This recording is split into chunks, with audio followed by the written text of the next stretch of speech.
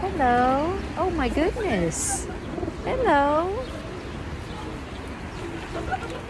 Hello, lovelies. Oh my goodness. Am I going to get another one? Whoop, right here. Hello. None on my head. Hi. Everybody's enjoying the birds, I'm telling you.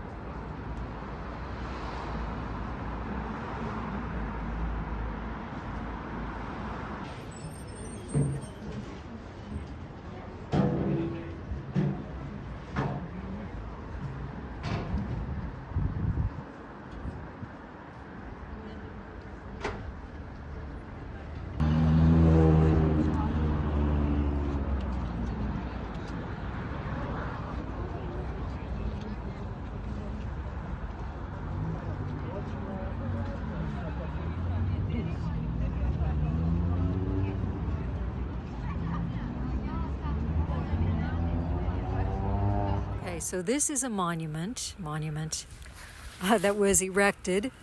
It's canned beef. It's a can of meat, right? Because during the siege of Sarajevo, people were starving. They had no way to get in food. I mean, there were snipers all over the place around the city that were just shooting people when they saw them, right? So food was very much needed. And the UN provided, through the World Food Program, food and a lot of cans of beef, right? Canned meat that was actually 20 years old.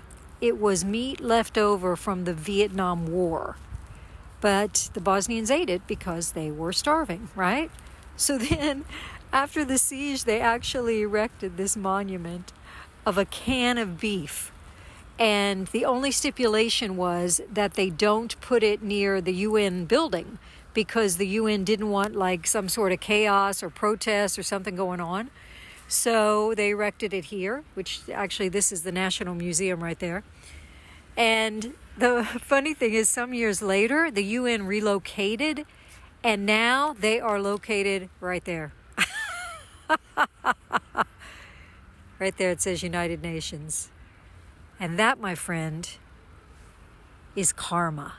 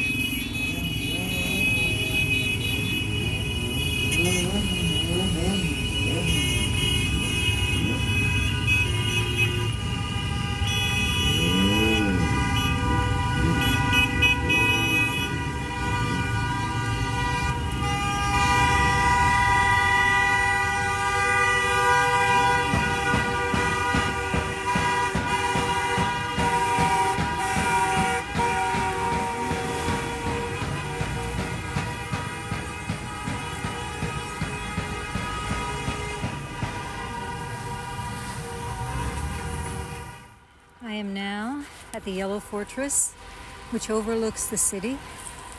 Can you hear that car parade is still happening down there? But what happens up here is every night of Ramadan, they fire a cannon. There's the cannon. They're going to be firing it in about 10 minutes, I think.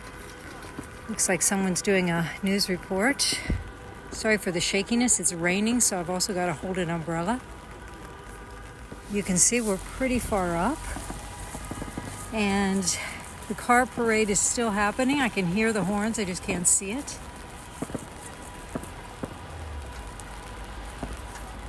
I hear what sounds like some sort of fireworks. Definitely can't see anything. It's been raining all day, so that car parade was the first thing I've seen of an actual celebration of any kind.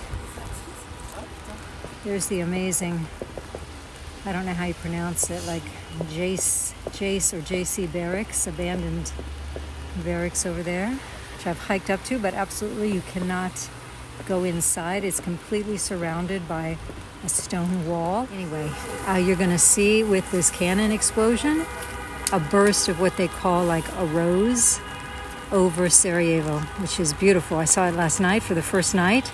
I did not watch it from up here. I watched it from below. And it was just beautiful in the sky. So I will try to capture it.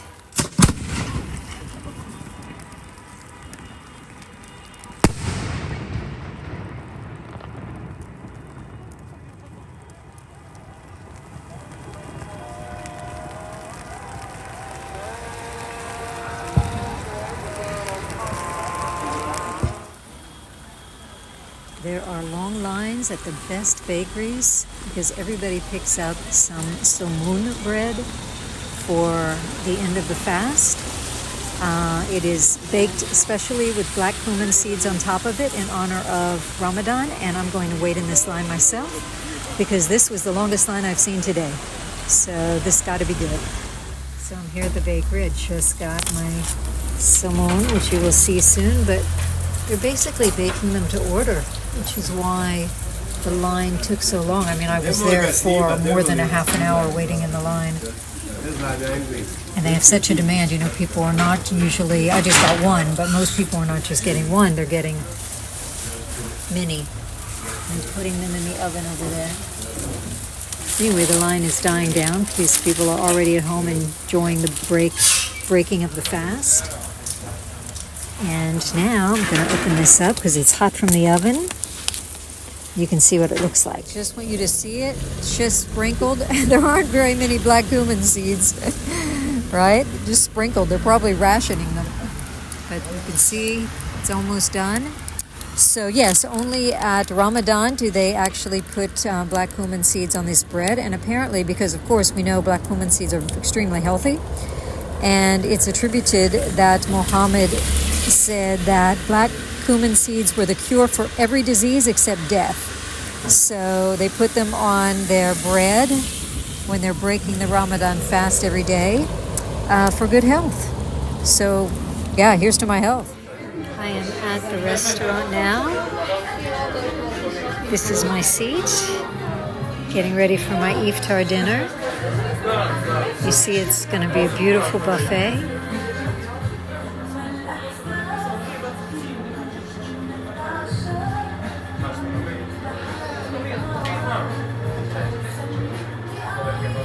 This is veal.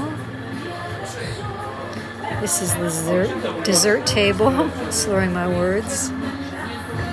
It's going to be for the coffee, I think. Anyway, it looks lovely, doesn't it?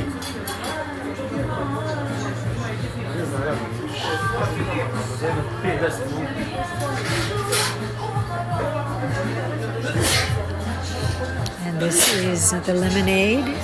You typically break the fast with dates. And you see that I've got dates right there. Oh, beautiful. Some sugar cubes for the Turkish coffee, some walnuts, and lemonade. So usually you break the fast with the dates and some juice or water. So I think that's the lemonade or some sort of juice. Anyway, it looks really, really lovely. I think I'm going to have a lovely, lovely meal and a very interesting one.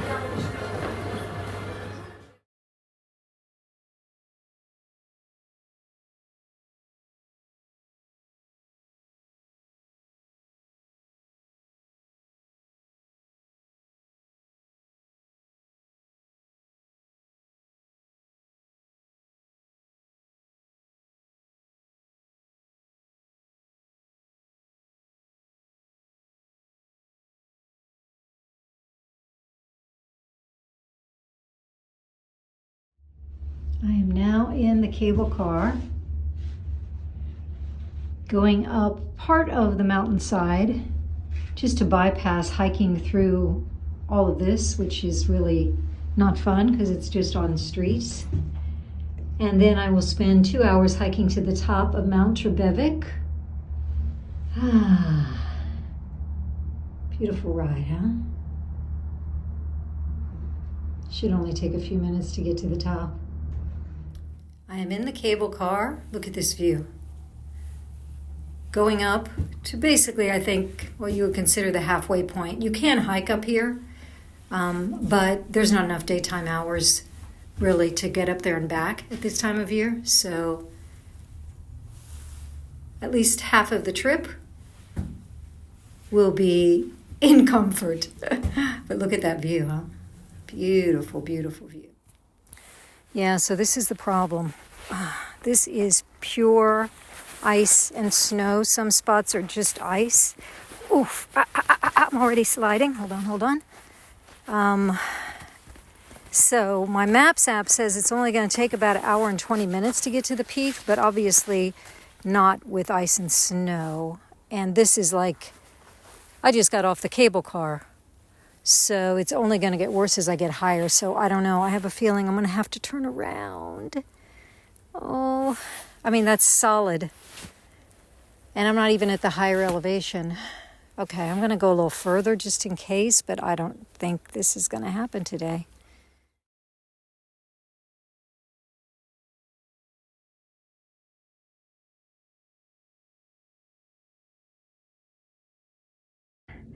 Okay, I'm at the start of the bobsled track.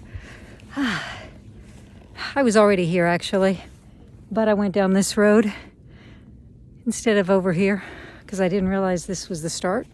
So now I'm going to head down and hopefully walk all the way down to the Bistrik Fortress and then hike back down to the city. No more cable car for me. That was just to get up. Thank God, because that would have been impossible hike up.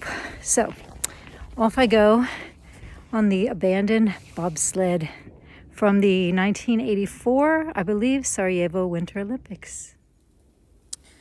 Well, instead of hiking to the top of the mountain, I am now on the second part of what was to be today's outing, which is walking down the abandoned Olympic bobsled track, which is also packed with snow, but it's not really icy.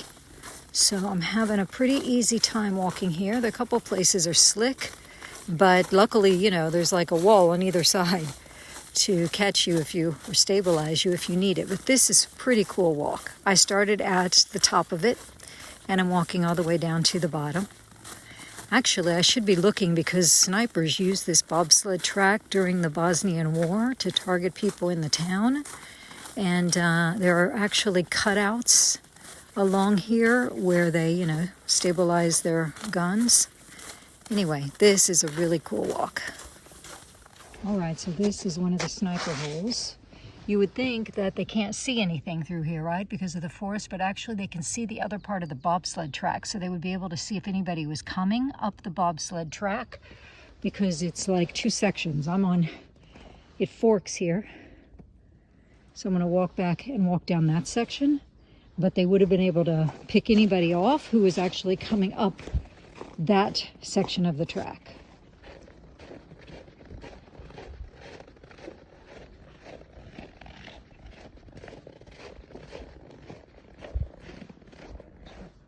In the middle of a forest.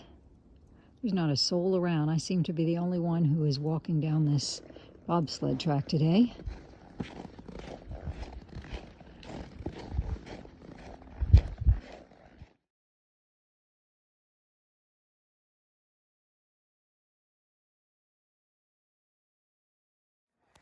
All right, well, I have arrived to, I think this is the start of the bobsled track. I think it's the start.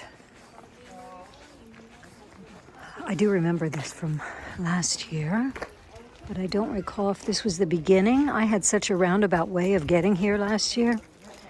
In my opinion, you just can't do justice to this track with a photograph. Just can't. The graffiti is fantastic.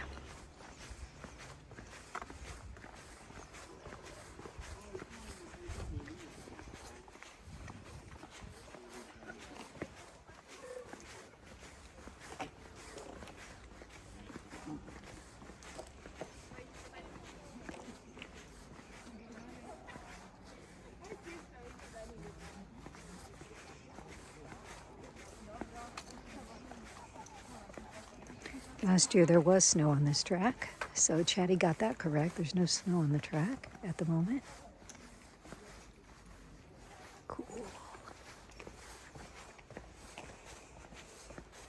Merde. Doesn't that mean... Emma! Doesn't merde mean death? I'm just thinking...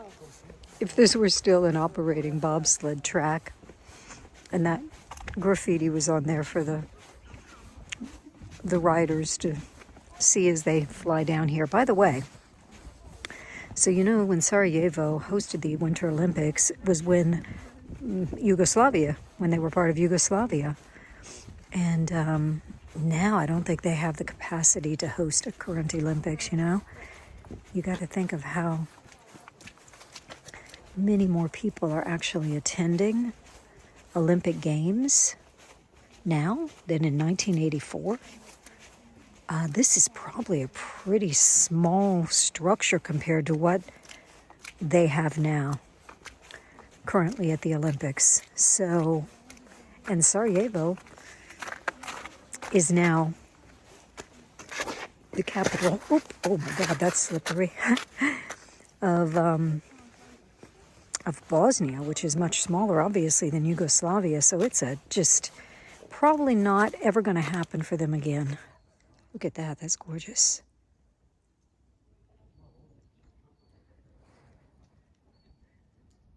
Looks like a happy little frog. So yeah, it's kind of poignant, you know, to think of it that way. Like this was like a time in their history that they're probably never going to actually be able to relive with all the changes that have occurred. So we do have some snow and ice here. So just got to watch the step.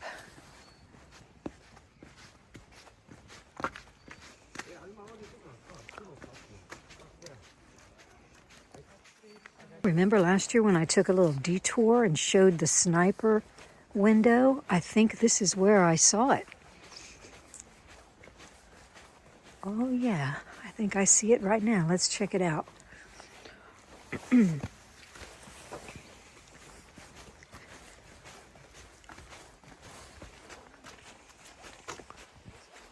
I definitely see it. Yep, there it is. And that was basically, I think, not so much a sniper hole as a lookout. So they could see if anybody's coming up the track from that other side. Because this is just a little branch off of it.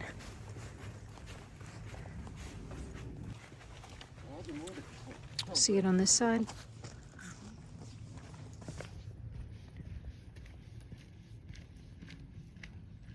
That's it.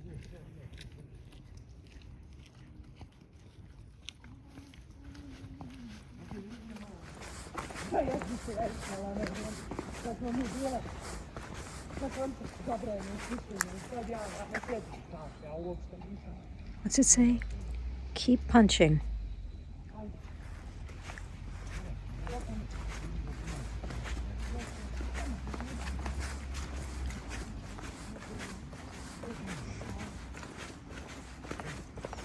Oh, and here is the symbol of the Sarajevo Olympics. I believe his name is Vucho? Probably Vucho.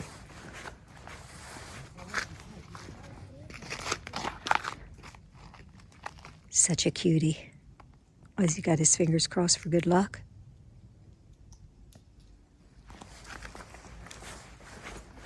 I saw some graffiti in town with Vucho. Let's hope I'm pronouncing that correctly, if I'm going to keep saying it.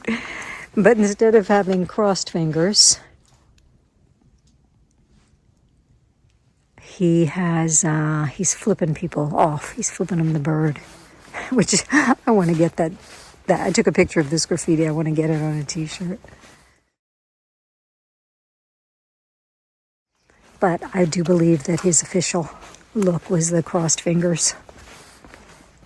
What's this? Humans, not numbers.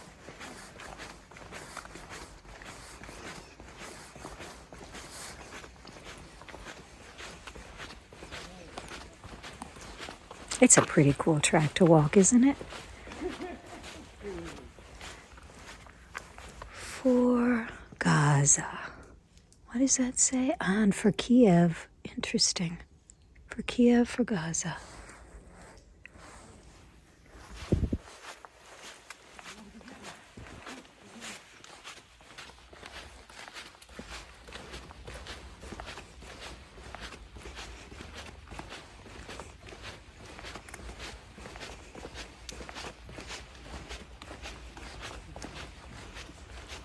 Oh, look. Gabi. I was here. Along with Anna, Aki, Banda, and Glurko. I remember Glurko. Glurko's hard to forget. Oh, what? Gabi loves... Anybody's guess? Not Glurko.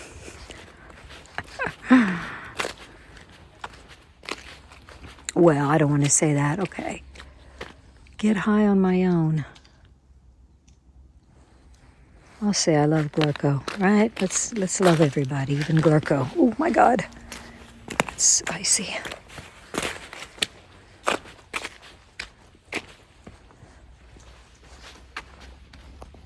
This track is so atmospheric, and you just can't capture it on a photograph.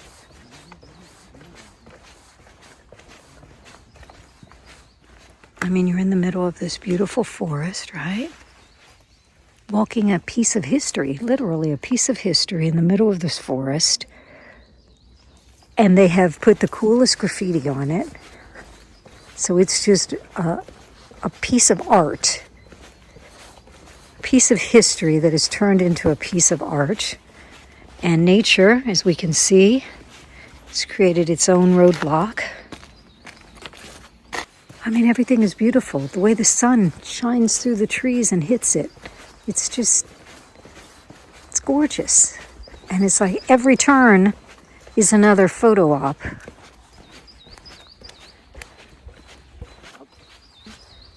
There's Vučo again. If you get a chance to walk this track, do it. I mean, if I had to choose between walking this track or taking the hike, if I could only do one, I would walk this track. And I love to hike.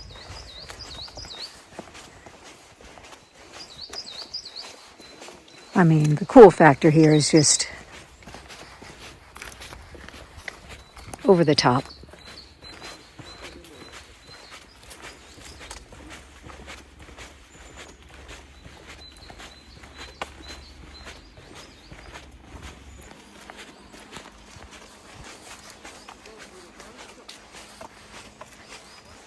Big return. 2026. Yoda. There's Vučo again. Vučo 25. Vučo. See, is it Vučo or Vuko?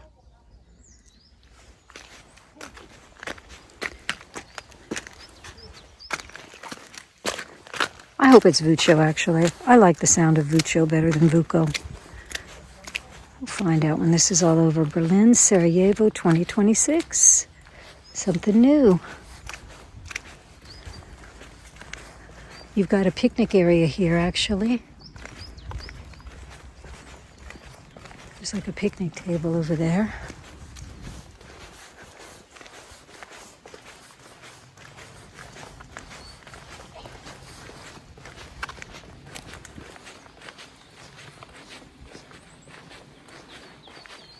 I'm going to go right now and look up this crazy, the correct pronunciation of this name. Oh, wait a minute. First I got to wait for this cool bridge. I think this must have been the finish line. Right? Because then you go up here, there's a bit of an incline to slow down the sled, I suppose. And people were probably standing up there waiting for the bobsled to come through. Yeah, I'm pretty sure that was the finish line.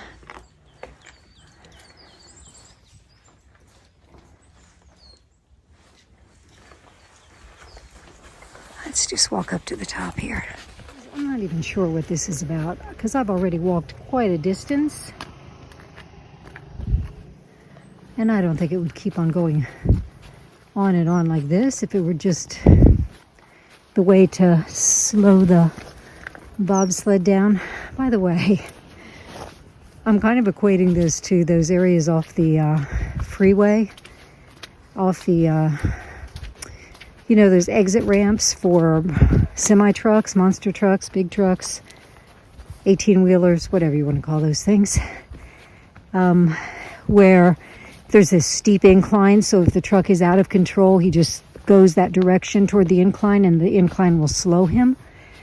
This was my idea with a bobsled. I don't know if that's actually the way they stop them or not, but okay. Well, this is pretty much what I figured would happen.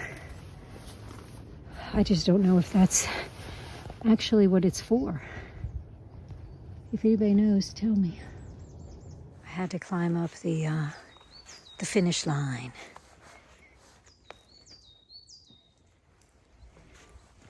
Take a little look from up here. You know, there are a lot of abandoned buildings here. This is like the end of the bobsled track, and if I get off here and start walking around, there are a lot of abandoned buildings, which I did that last year, and I don't have time to do that today. But if you come up here, definitely you got to do the entire exploration.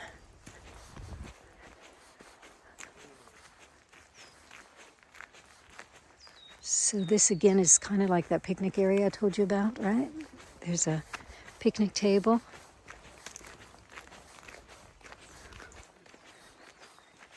There's actually quite a bit to do to spend a day here and go exploring. So probably a good recommendation if you don't want to be pressed for time is if it's winter time again and you got the one bus, if you want to take the bus and you've got the one bus in and out, then it's good to do the hike one day and then come back and do some exploring down here on the bobsled track on another day. And right now the bus to the mountain is only on the weekends. It's only on Saturday and Sunday. So you're pretty limited if you want to get here by the bus. Otherwise, you can take the cable car. And the cable car, that's a daily thing. Quite a bit more expensive. And they charge more for foreigners than they do for the locals, which seems to be a popular thing these days. And no, I do not know how to pronounce his name yet. I don't have a good enough signal up here to check. But it's on my list. Let's end our time on Mount Trebević with this lovely piece.